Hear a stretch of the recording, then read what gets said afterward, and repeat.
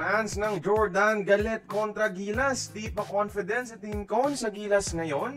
Tara kwentuhan! Kanina mga idol, tune-up game ng Gilas versus Jordan. Panalo tayo at tambak yung inabot ng kalaban sa score na 61-75. Closed door tune-up po ito kaya walang highlights. At magandang pangitain ito lalo na sa ating depensa mga idol. Paano ba naman 29 points sa first half at 31 points lang sa second half yung binigay natin sa Jordan offense? Sa fast-paced at high-scoring games ngayon, nahirapan pa maka 60 points ang Jordan.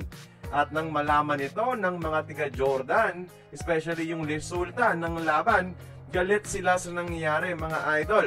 May iba na hindi makapaniwala na natalo sila. May iba na galit at pinuna ang pagiging mahina ngayon ng kanilang Basketball Federation. Basta, samot-saring mga opinyon ng mga Jordanian sa social media. May isang Jordanian fan pa nga na pinuri naman ang Gilas dahil magagaling ang mga players natin, pati na rin yung liga daw natin sa PBA. At okay lang daw matalo sa Gilas, hindi naman kahiya-hiya dahil malakas naman ito at tiyak may mga lessons ang kanilang national team na mapupulot sa naging tune-up game natin. At sa larong ito mga idol, kumukonekta pala ang mga tres natin ha, na isa sa magiging weapon natin dahil sa kakulangan ng big man. Good sign ito ha, 3-pointers ni Dwight, Oftana at KQ sa clutch ang tumalo sa Jordan.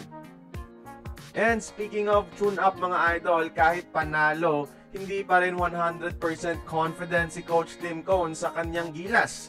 Sa interview, sinabi niya na, I don't think we're there yet, but I think these games will go a long way in helping us get where we want to get to. Dahil hindi pa siya kampante, hindi ibig sabihin bad sign na ito. In fact, magandang senyales nga ito mga idol dahil gutom si Coach Tim at gusto niyang ma-hold sa mataas na standard ang Gilas na kesyo nanalo sa Jordan at Macau, okay na, palag na. Ayaw niyang mag-settle sila dyan mga idol.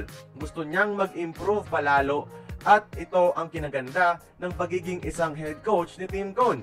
Balik ensayo sila kagad ha, ilang oras lang matapos ang laro.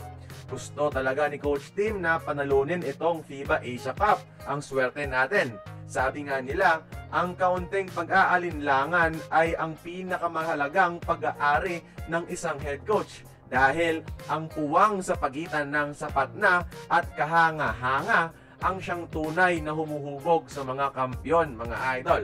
Kaya kayo, sa tingin nyo ha, base sa dalawang tune-up games na panalo, tingin nyo, palag na kaya ang ating Gilas sa Asia Cup? Join the conversation, magkomento lamang sa ibaba.